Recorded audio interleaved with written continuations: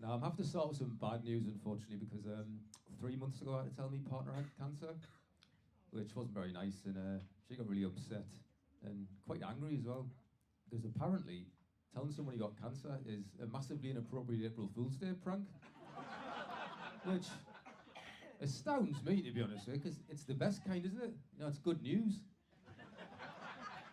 Telling someone you haven't got cancer when you have, that's inappropriate. You know, and usually when someone tells me now, last they've got cancer, they've got cancer. So, you know, I thought she'd be delighted that this time it was just a goof. But no, she's barely spoke to us since. In fact, I'm starting to think she's just pissed off I haven't got it. But to be fair to her, though, I think what annoyed her most was the timing. I mean, in hindsight, I probably should have waited until after she'd finished her last round of chemo. You know, it's a sensitive time, isn't it? You know. But, of course, if I'd done that, it wouldn't have been April Fool's Day anymore, though, would it? So, what kind of animal pretends to have cancer on any day other than April the 1st? Not me, mate.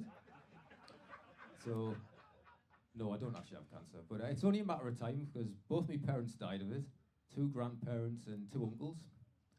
I should just shaved my head and cut my balls off now, shouldn't I, really? But because of that, though, I know quite a bit about grief and funerals and underwhelming buffets. And I've noticed whenever someone dies, people always say, oh, you should just remember the good times. And I think, well, you could, but that's just going to make you sad, isn't it? For my money, best way to get over someone dying is, remember all the times they got right on your fucking tits. So much easier. Uncle Barry not being around anymore doesn't seem half as bad when you remember that horrible noise he made when he ate a pot noodle. Seriously, Barry, put some water in it? Yes, boiling water, for fuck's sake. Good job the cancer got him before he choked to death, isn't it? Anyway, so obviously I do this with me. I miss my mum a hell of a lot, but when it gets a bit much, I'll just remember all the times she rang us up during Match of the Day to tell us what happened in Strictly. Or all the times I went round the house and she gave us a bacon sarnie covered in brown sauce from the fridge. Now, I think I'm on my own with this apparently, but putting brown sauce in the fridge is a terrorist act as far as I'm concerned. I don't believe in heaven or hell, but if you're the type of person that puts brown sauce in the fridge, you're only going one place. Although an icy cold bottle of sauce would come in quite handy down there, wouldn't it? Fuck, I should have put one in her coffin, shouldn't I? Never mind. But speaking of cooking, she was always obsessed with putting butter on everything as well. She'd put butter on pies and legs of lamb and cucumber as well. You know, she didn't eat that. No, she was just too embarrassed to buy lube. But anyway, it's much easier to do with me dad though, because my dad got on me tits quite a lot. He would gamble, he would womanize, he would wear ridiculous pointy slip-on shoes.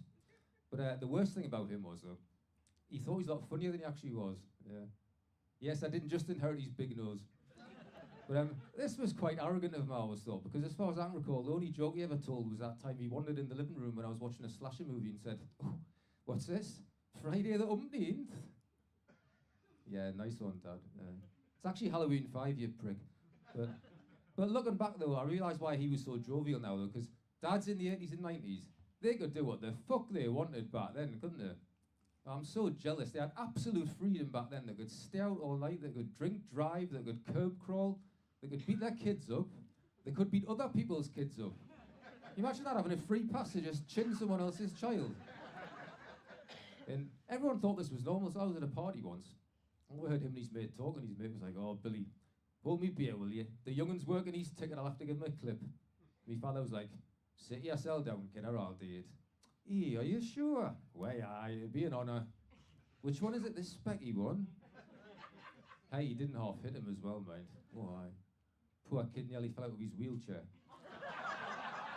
Absolute freedom they had back then. So anyway, that's the end of my coping with bereavement seminar. The main conclusion of which is, if you're struggling to get over the death of a parent, simply reminisce about that time you beat up a disabled child at a barbecue. Works every time. Well, I'd like to end on a more positive note, actually, though, because there are more hopeful ways you can get over someone dying. So Mother's Day, obviously, very sad day for me. But this year, I came up with a really fun, novel way of getting over it. I just stayed at home all day watching Samuel L. Jackson movies. Yeah, it was lovely. We'll call it Motherfuckers Day. You've been really nice. Thanks very much. Cheers.